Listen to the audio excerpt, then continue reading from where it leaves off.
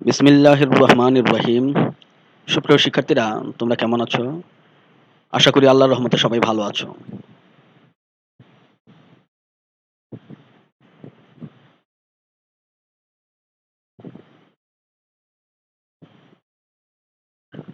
You are most welcome to my class, dear students.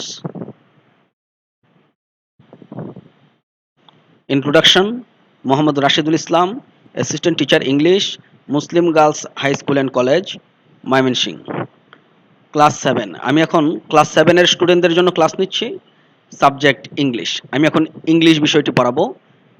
English grammar. আমি এখন English গ্রামারের topic নিয়ে এখন আলোচনা করব, বা ইংলিশ গ্রামার আমরা আজকে প্র্যাকটিস করব। Today our topic is article, preposition, gap filling activities with clause. সুপ্রিয় শিক্ষার্থীরা, আজকে আমাদের পাঠের বিষয় হচ্ছে article, preposition, gap filling activities with close. আমরা আজকে আর্টিকেল পড়বো, কিন্তু আর্টিকেলের রুল পড়বো না। আজকে আর্টিকেল প্র্যাকটিস করব। প্রিপোজিশন পড়বো, প্রিপোজিশনের রুল আজকে পড়বো না। প্রিপোজিশন আমরা আজকে প্র্যাকটিস করব। Gap filling activities with clues, যেটা filling the gaps with clues, সেটিও আমরা আজকে পড়বো। Learning outcomes. At the end of the lesson, we will be able to fill in the gaps with articles, fill in the gaps with prepositions, fill in the gaps with clues.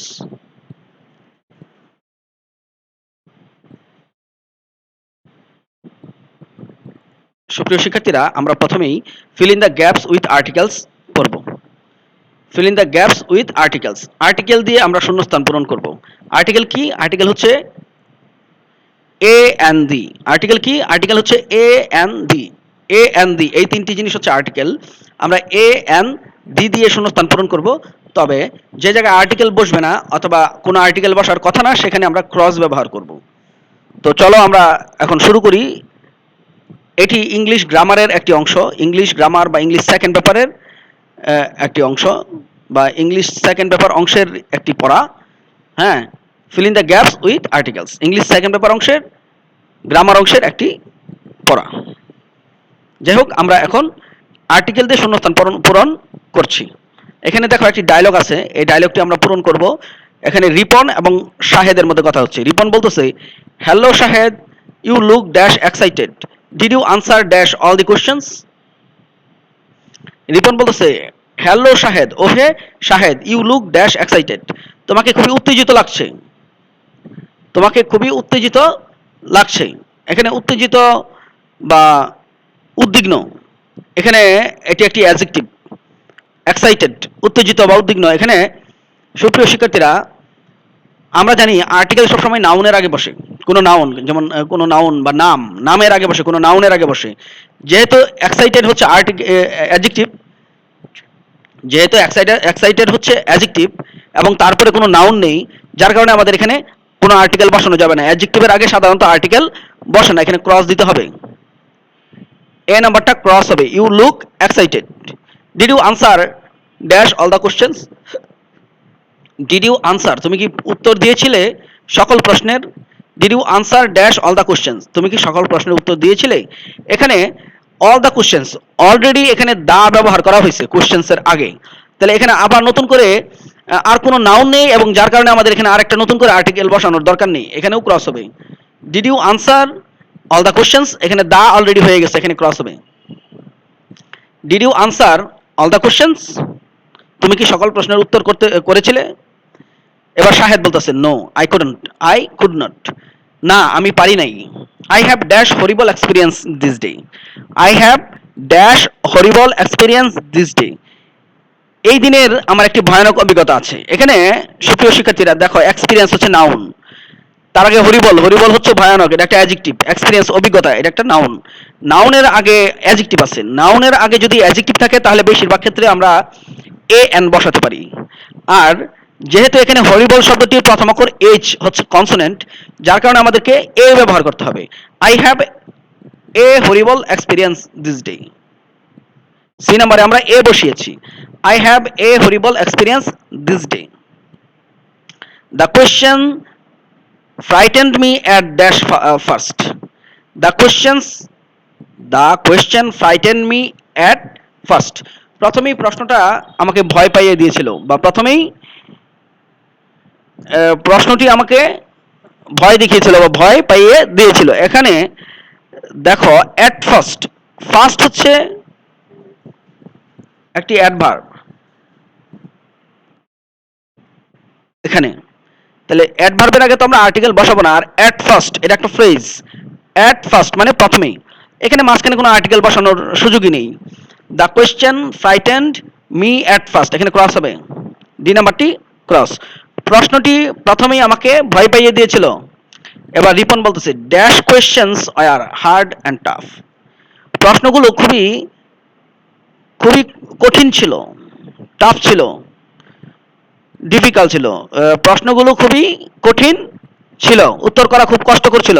এখানে প্রশ্নগুলো নির্দিষ্ট, নির্দিষ্ট হলে আমরা দা বসাই, কোনো নাউনকে নির্দিষ্ট করে বসাতে হলে আমরা দা ব্যবহার করি। এখানে কোয়েশ্চেন্স হচ্ছে নির্দিষ্ট, কোয়েশ্চেন্স প্রশ্নগুলো, কোন প্রশ্নগুলো, ওই যে উপরের প্রশ্নগুলো, অর্থাৎ এখানে কোয়েশ্চেন্স গুলো নির্দিষ্ট, আমাদেরকে এখানে দা ব্যবহার করতে হবে যেহেতু সেন্টেন্সের প্রথমে, এই জন্য দা শব্দের টি লেটারটি ক্যাপিটাল লেটার দিতে হবে। The questions are hard and tough. এবার শাহেদ বলতেছে I did not get all dash common grammatical questions, আমি সব সাধারণ গ্রামাটিক্যাল কোয়েশ্চেনগুলো বা সব কমন গ্রামাটিক্যাল কোয়েশ্চেনগুলো আমি পাইনি। I did not get all common grammatical questions, সব যে কমন গ্রামারের প্রশ্নগুলো আছে, গ্রামাটিক্যাল প্রশ্নগুলো আছে, সেগুলো আমি পাইনি। এখানে অল দা নির্দিষ্ট, কিন্তু নির্দিষ্ট যার কারণে মানে কমন প্রশ্নগুলো নির্দিষ্ট, যার কারণে আমাদেরকে দা ব্যবহার করতে হবে। I did not get all the common grammatical questions, the questions paper was very hard, প্রশ্নপত্রটি খুবই কঠিন ছিল। মোরওভার অধিকন্তু বা এছাড়া composition writing was very hard as it was dash uncommon one, moreover composition writing was very hard, composition রাইটিংটাই খুবই কঠিন ছিল, কারণ as it was dash uncommon one, এটি একটি আনকমন ছিল, এটি একটি আনকমন কম্পোজিশন ছিল। ইট ওয়াজ, এখানে ওয়ান এর আগে অ্যাডজেক্টিভ আছে, এখানে ওয়ান নাউনের কাজ করতেছে, যদিও ওয়ান নাউন নয় কিন্তু এখানে নাউনের কাজটি করছে এবং তার আগে অ্যাডজেক্টিভ আছে, তো আমাদের এখানে এ এন ব্যবহার করতে হবে। আর যেহেতু এখানে ইউটি ভাওয়েল, ইউ লেটারটি ভাওয়েল, যার কারণে আমাদের এন ব্যবহার করতে হবে। It was an uncommon one, an ব্যবহার করতে হবে জি নাম্বারে। Moreover composition writing was very hard as it was an uncommon one. এবার রিফন বলতেছে I have answered them off hand but I am not satisfied, Ripon বলতেছে I have answered them off hand, আমি এগুলো নিজে থেকেই লিখেছি, আমি এগুলোকে নিজে থেকেই বানিয়ে বানিয়ে লিখেছি, but I am not satisfied, কিন্তু আমি তৃপ্ত ছিলাম না, আমি স্যাটিসফাইড হইনি। শাহেদ বলতেছে হোয়াই নট, কেন নয়, ইউ নো ইংলিশ ওয়েল, তুমি তো ইংরেজি ভালো জানো। এখানে you know English well, English একটি বিষয় বোঝানো হইতেছে, ইংলিশ বিষয়, তার আগে আমরা সাধারণত আর্টিকেল বসাই না, যার কারণে আমাদের এখানে ক্রস ব্যবহার করতে হবে। You know English well, cross ব্যবহার করা হয়েছে এইচ নাম্বারে। ইউ নো ইংলিশ ওয়েল, তুমি ইংরেজি ভালো জানো। You can answer any type of questions, you can answer any type of questions, তুমি তো যে কোনো ধরনের প্রশ্নের উত্তর দিতে পারো। সুপ্রিয় শিক্ষার্থীরা, আমরা feel in the gaps with clues পরে শেষ কর, সরি, আমরা feel in the gaps with articles পরে শেষ করলাম।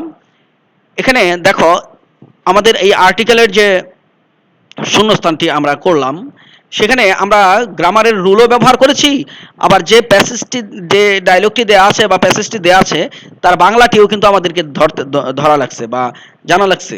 তো আমরা ইংলিশ গ্রামারে আমাদের ভালো করার জন্য দুইটা দিক আমাদের খেয়াল রাখতে হবে, একটা হচ্ছে গ্রামারের রুল আর একটা হচ্ছে ভোকাবুলারি। আমাদের প্রচুর ভোকাবুলারি জানতে হবে এবং গ্রামারের রুলও জানতে হবে, নাহলে কিন্তু আমরা গ্রামারে কেন ইংরেজিতে ভালোই করতে পারবো না। আমাদেরকে প্রচুর ভোকাবুলারি জানতে হবে। তোমরা ইচ্ছা মানে চাইলে প্রতিদিন 10টি করে নতুন শব্দ প্রতিদিন শিখতে পারো, তাহলে পরে তোমাদের ভোকাবুলারি এনরিচ হবে। আর আর্টিকেল রুল আমরা ক্লাসেও পড়িয়েছি এর আগে, তো নিশ্চয়ই তোমরা আর্টিকেলের রুল জানো। সেই রুলের বা আর্টিকেলের নিয়ম কানুন বা গ্রামাটিক্যাল রুল এবং আমাদের ভোকাবুলারি দুইটা কাজে লাগিয়ে আমরা এই শূন্যস্থানগুলো পূরণ করব। সুপ্রিয় শিক্ষার্থীরা, এখন আমরা পড়তে চাই feel in the gaps with prepositions. আমরা প্রিপোজিশন দিয়ে শূন্যস্থান পূরণ করব।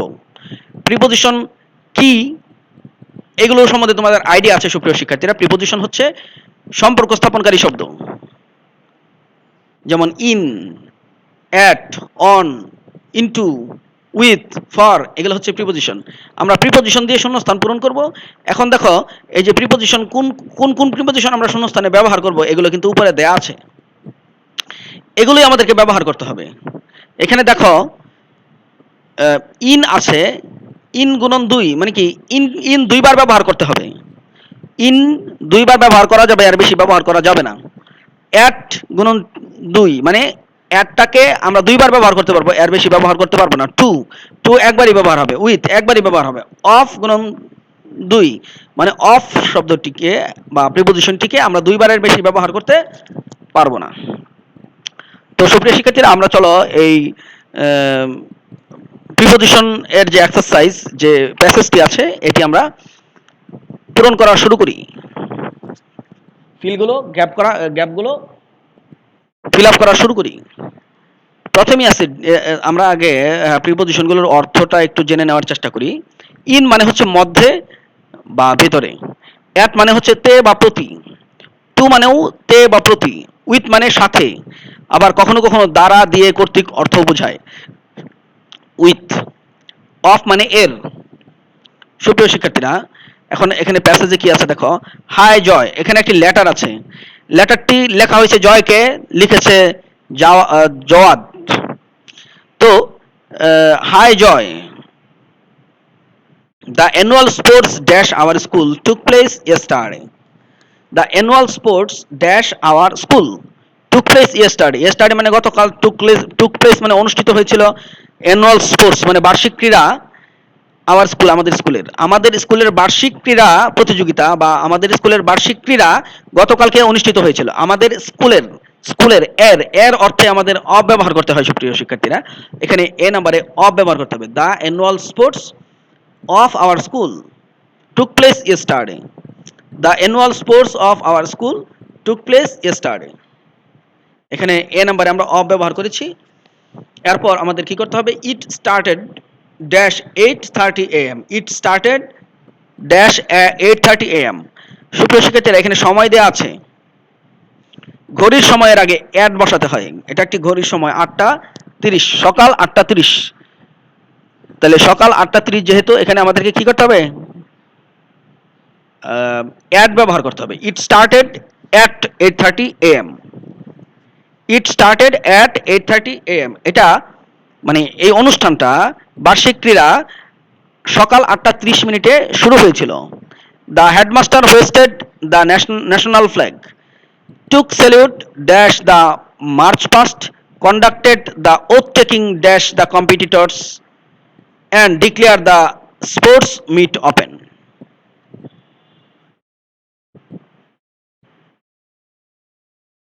এখানে দেখো, the headmaster hoisted the national flag, প্রধান শিক্ষক জাতীয় পতাকা উত্তোলন করলেন। Took salute dash the march past, march past মানে হচ্ছে কুচকাওয়াজ, কুচকাওয়াজে তিনি স্যালুট গ্রহণ করলেন। তাহলে আমাদের এখানে কি দিতে হবে? টুক স্যালুট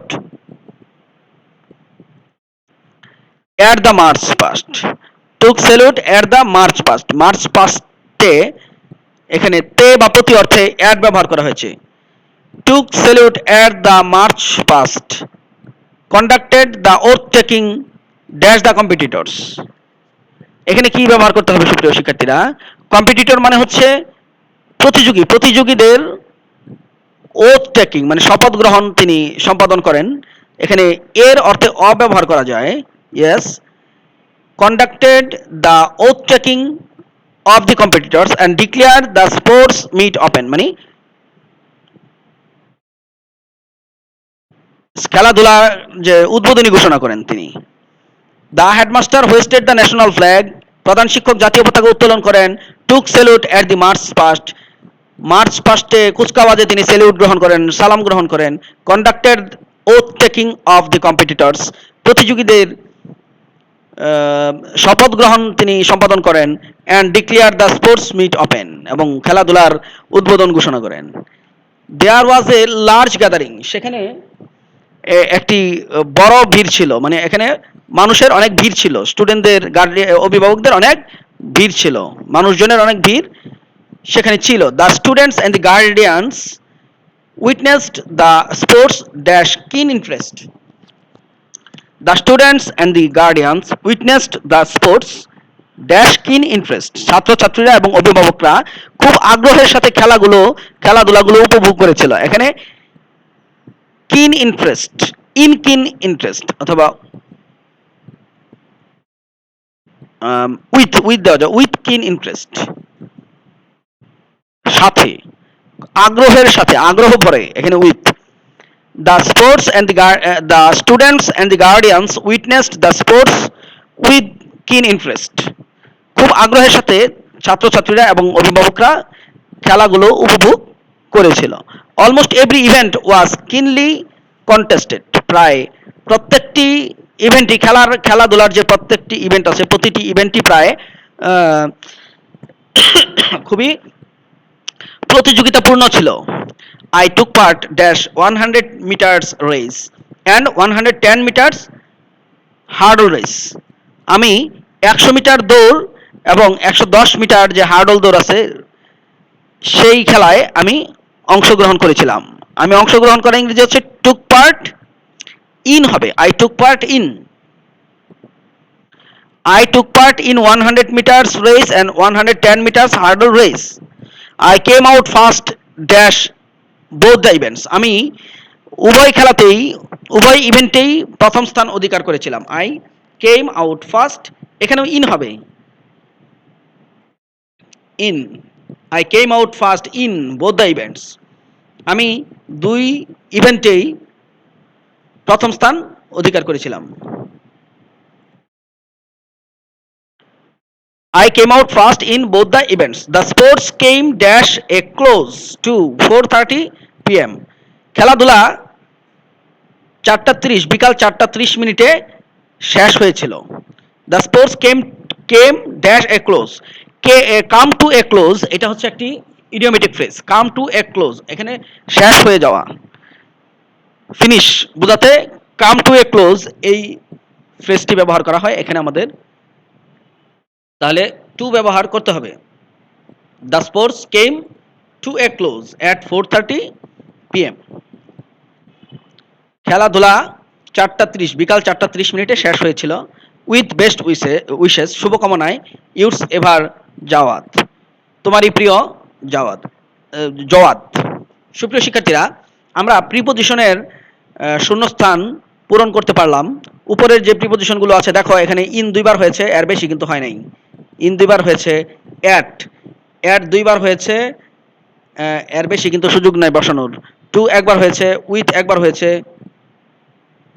অফ দুইবার হয়েছে। যে মানে যতবার গুণ দেয়া থাকবে, অফ দুইবার, দুই দিয়ে গুণ দেয়া আছে, তার মানে কি দুইয়ের বেশি ব্যবহার করা যাবে না। এই বিষয়টি তোমরা জানলে। আমরা প্রিপজিশনের শূন্যস্থান পরে শেষ করলাম। এখন আমরা gap filling activities with clues, যেটি fill in the gaps with clues বলে আমরা জানি, সেটি পড়ব। Gap filling activities with clues. এখানে দেখো কতগুলো শব্দ উপরে দেওয়া আছে এবং প্যাসেজ দেওয়া আছে। আমরা প্যাসেজটি পূরণ করতে হবে, আমাদেরকে প্যাসেজটি পূরণ করতে হবে এই শব্দগুলো ব্যবহার করে। এখানে অতিরিক্ত কোনো শব্দ দেওয়া নেই, আমাদের 10টি শূন্যস্থান আছে এবং 10টি ওয়ার্ডও আছে। 10টি ওয়ার্ড আছে এবং 10টি শূন্যস্থান আছে। আমাদেরকে প্রতিটি ওয়ার্ড একবার করে এক জায়গায় ব্যবহার করতে হবে। এটি ইংলিশ সেকেন্ড পেপারের গ্রামার অংশের একটি আইটেম।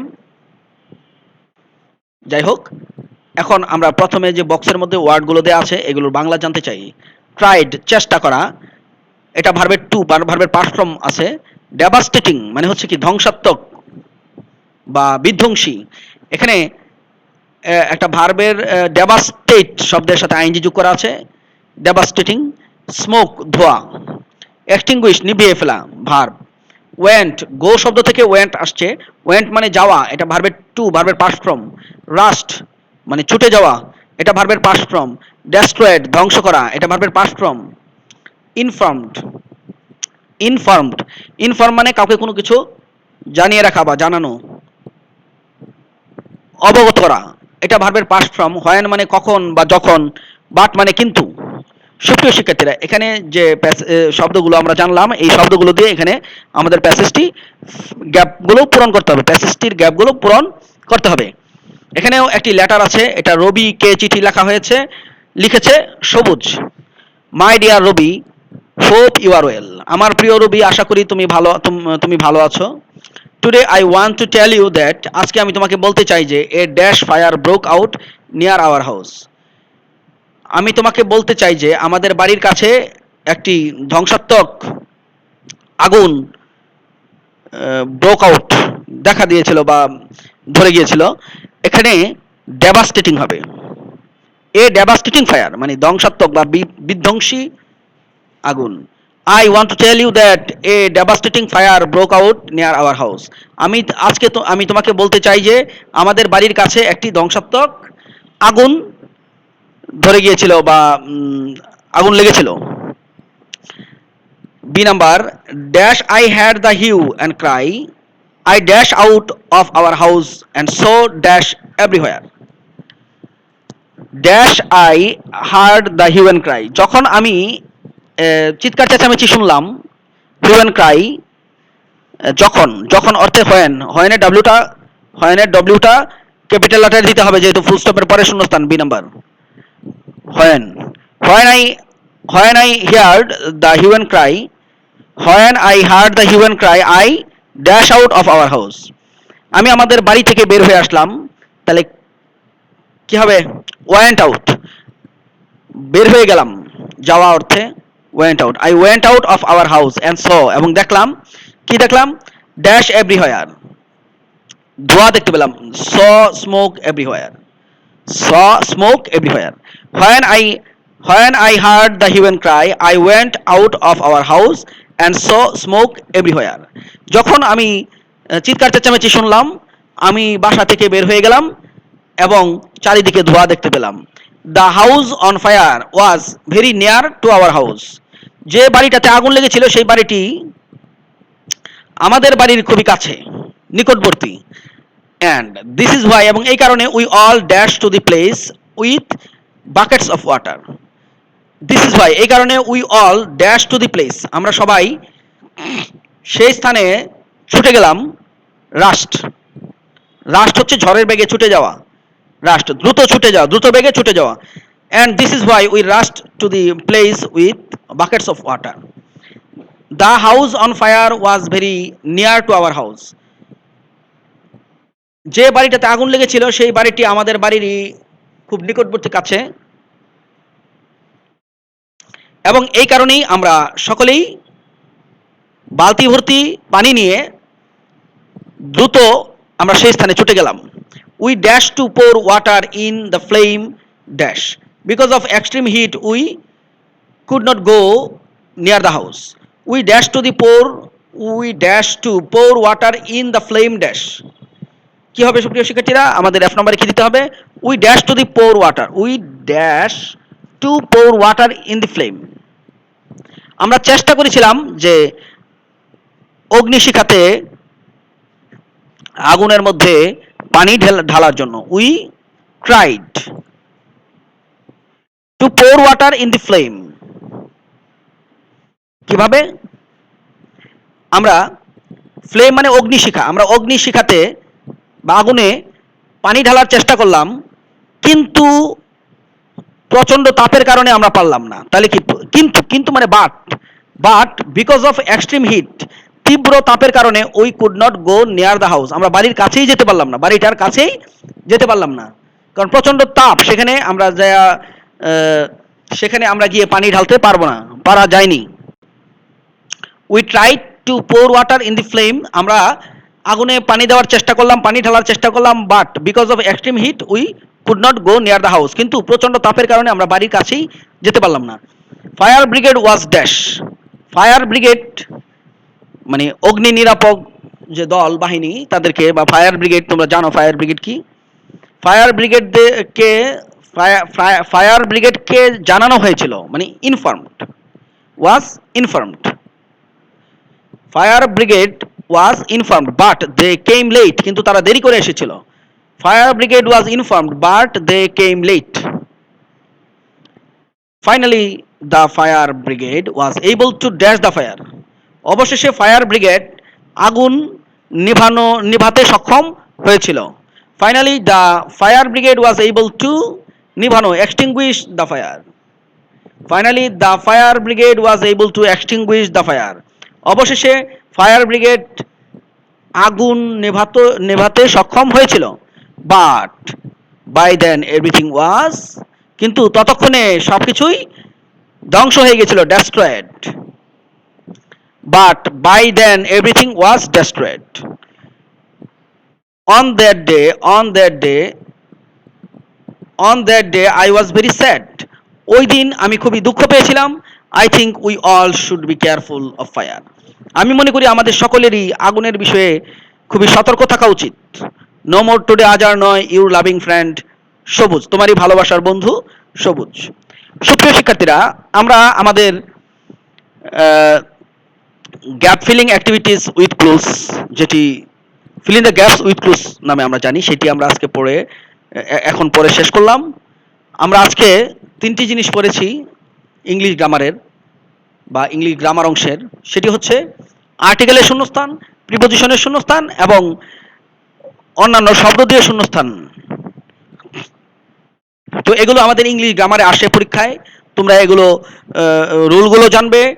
প্রচুর ভোকাবুলারি, প্রতিদিন 10টি করে নতুন শব্দ শিখবে, তাহলে পরে ভোকাবুলারি তোমাদের এনরিচ হবে। হ্যাঁ, তোমরা রুলগুলো মনে রাখবে।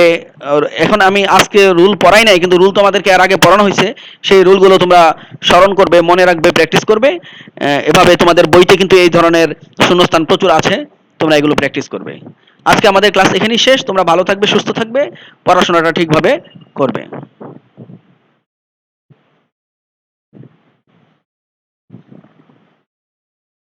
আল্লাহ হাফেজ।